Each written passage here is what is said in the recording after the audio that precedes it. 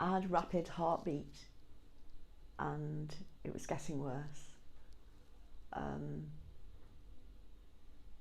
So I made an appointment with my doctor, and I got a referral to Liverpool Heart and Chest Hospital, and I specifically asked if I could see Professor Gupta because my sister had a friend who worked here and she'd recommended him specifically. For the initial appointment, I had the consultation, the chat, and then I had to wear a monitor thing. I think I did that with my doctor actually, wore a monitor, and that picked it up that it was bad, it wasn't good. And then I saw him and he just said that he told me that I had atrial fibrillation, which I'd not really heard about before, and I got a leaflet to explain what it was. And probably just because I'm one of those people that doesn't take any tablets, very rarely even take an aspirin. And I just said to him, not very happy about this, and asked about side effects and things like that. And he said, well, if you're a member of my family, Mrs. Waring, you'd definitely be on medication. You should have been on medication before. So I asked him then if there was anything else that would be able to treat it rather than medication, and he said you can have a procedure for AF called an ablation. So I was kept in overnight, but he was very good because after he'd finished in the theatre, he actually came to see me on the ward and just said to me, how are you feeling? And he just said to me, well done, I'm really pleased with the way it went, which I thought was really, really a positive thing to do, because it really reassured me. Yeah, I would have liked to have been asleep from the very beginning, but apparently that wasn't going to happen. They said to me, you'll get sedated, but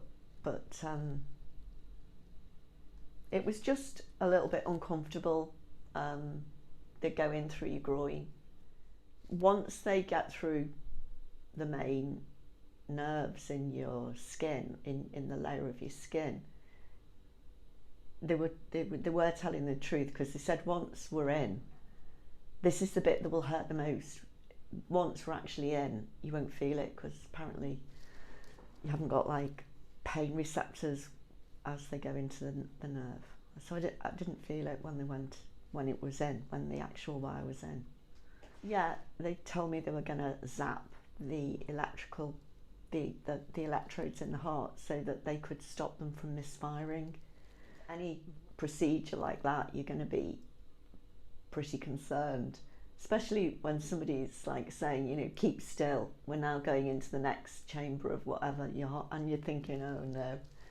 All I wanted it was to be over as soon as possible, but I know my blood pressure did go up because I was frightened, and I think it was just a reaction. It was just, I was scared, and I just sort of lay there thinking, I hope this finishes soon. You're sort of thinking, how much longer?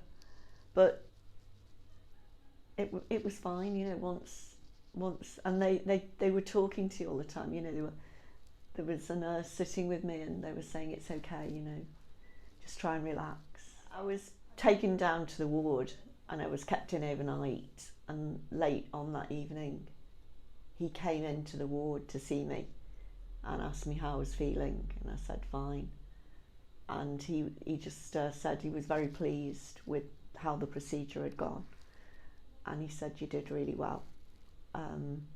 And he said you should be fine, but we're going to keep you in overnight, and we'll just keep an eye on you. He asked me if I wanted to be part of the research programme, and I said yes, because I was really keen to have the ablation. That's what I wanted, because I felt that was going to help me the most.